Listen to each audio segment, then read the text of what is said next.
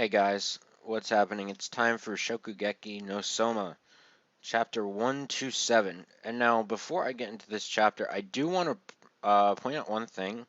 Even though nobody has actually said this to me, asked me why I spell Soma with a U, there's actually a very specific reason why I do that. And some people some translations do, some don't.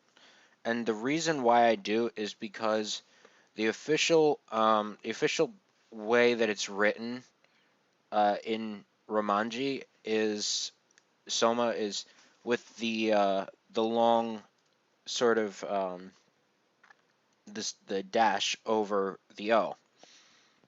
It should be popping up on screen right now, hopefully. And how you write that is basically the same as OU. Because in Japanese it's slightly different from an O. I don't really want to get into the difference because this is not about Japanese. This is about Shokugeki no Soma. So that's why I put the OU. Okay. So quick thing there. Anyway, let's talk a little bit about this chapter. So um, I don't know that it's confirmed that it was the. I don't think it was the. I think her name is Nao, the stalker chick, um, with the Renegon. Uh, I don't think it's her that was the one that was helping him out, but it sort of like the way it read sort of seemed like it could be, but I don't know. At this point, I still think Hisako is a better choice than that. But anyway, what Soma is doing is pretty good because he's pretty much just giving out free food from earlier from the day's leftovers.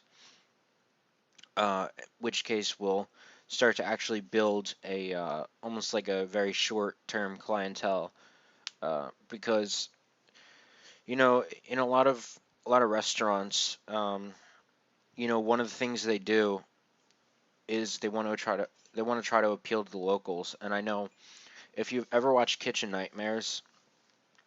Oh yes, I'm referring to Gordon Ramsay again. I know I've done that before, but I think he's really good. I think Gordon Ramsay embodies a lot of like really smart decision making. So especially with Kitchen Nightmares. So if you ever watch Kitchen Nightmares, um, one of the things he does a lot or did a lot because I don't think he's doing it anymore, but especially in the UK in the original version, what he would have his restaurant owners do and chefs do is have them make X amount of food and just go out to the locals and just give it out for free. Like, hey, would you be willing to try this? How much would you will be willing to pay for this? Would you come to our restaurant? Things like that. Uh, so you know, some people would say, well, this just a waste of your resources, a waste of money, because you're not guaranteed that they're just not just going to take the free meal and go. Well, that's true. But Soma's decision is very, very much grounded in reality, in things that people actually do in real life and succeed doing. Um, so basically, his success is entirely, um, based on his cooking, which we know is great. We know Soma has evolved into something great. Uh, Maybe not compared to the best of Totsuki Academy, but good. So he did certain things like changing some of his things into noodles, the Xiaobing dough into noodles, thin noodles, to give somebody what they wanted. Basically, doing like custom order because somebody wanted soup or something like that. It was almost like a ramen, I think, almost like a Chinese ramen, which is pretty cool. And so what he was doing, he was sort of catering to the people that are just walking by. And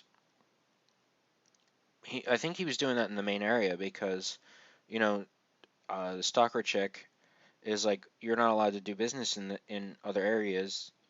Well, he's not doing he's not doing business. He's giving away free samples, which is smart as shit if you ask me, because he's going into the area that has by far the most people.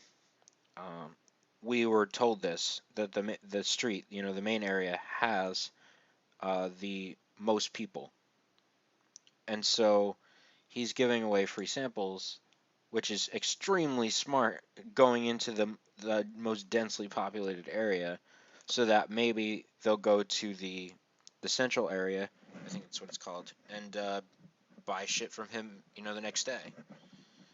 And the whole thing with him and Tadokoro trying to make a new dish, again, I think is smart because the whole thing about the oven, it was a good idea, but you know, there's no magic before their eyes with that type of cooking. Like the egg challenge that he was doing, that we just saw in episode 14 of Shokugeki no Soma, the anime, of course, which is why I said episode. Um, so yeah, there were a lot of customers now, you know, but they've been getting away shit for free. So yeah, uh, so it looks like they're building up something, and they're kind of brainstorming of what the right dish to do is. However, some they saw the moon, and Soma got an idea. What does this mean? I have no fucking idea. Where, but he's gonna make a new Mapo Tofu, whatever the fuck that means. I think that's what they've been doing. The pork pepper buns, but I don't know. Um, but yeah, I mean, he has an idea. Uh, and now I guess we'll talk a little bit about Alice and that group, because I probably went on a little bit longer than I needed to. But you know what? Whatever. Fuck it.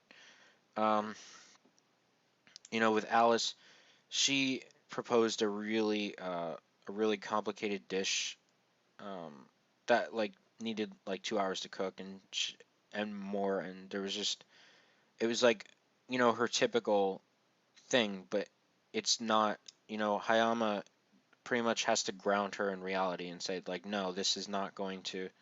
It's too much. It's too much money because she wants to charge 20,000 yen for it, but it's too much. It won't sell in the main street. They're looking at more the poor, not the poor, but they're looking at the less endowed people than the Central or the Mountain View. So they have to get, they have to lower the cost of the production so that they can lower the cost of the what they charge. And it's a complicated dish to begin with. And there was a very interesting, it was a very interesting dynamic here because like Kurokiba, he hasn't gone into berserk mode or whatever it's called, but he was like, talk while flattering her a little, and she actually, just from saying that, it looks like she actually just comes back to reality right away, um, where she's like, I take that suggestion back. Let's think up something from scratch, and that completely surprises Hayama, um, because she's impulsive and she has sort of this attitude and sort of egocentric, self-centered type of personality to her, but all of a sudden now she's now thinking like a team, um, which is crazy for Hayama to realize, but um, I think it's just showing more of what Alice can do when she's serious, like, which is, I think it's good development for her because um, you know, for the most part, her development is mostly comedic, because she's mostly a comedic character, uh, as well as just being a girl Soma with key differences, as I keep saying. But yeah, I mean, I think it's just good overall development for her and Kurokiba as well because he's not going crazy, not yet at least. Um, Even Hayama, I think, is getting a little bit of development here, but it's minimal. Hoping there's a little bit more. I want to focus more on them for the rest of the uh, whatever the moon offering thing, the festival. I want to focus a little bit more on them and their successes because they're gonna succeed. They're not all gonna get expelled, guys. It's fucking obvious. If they did, that would be a major shock, and I actually wouldn't like it. Um, but I would prefer to focus on them a little bit, and then focus on Selma and Tadakoro and their their love blooming before she eats one of his pepper buns. No, I'm just kidding. I'm sorry. I can't help it. It's not a proper video of Shokugeki no Soma manga review without me making some kind of meat reference there, meat joke, uh, I guess. Uh, so yeah, I guess that'll about do it. This was a pretty good chapter. Like I said with Alice, she was funny with the pouting and the shit, but you know she again showing some seriousness involved, which is good, and you know that dynamic works. The three of them, it just works, and everything with Soma and Tadakoro and Stalker Chick works. Everything works in this chapter, and can't wait to see what they're gonna do. So thank you guys for listening, and we'll see you guys next time.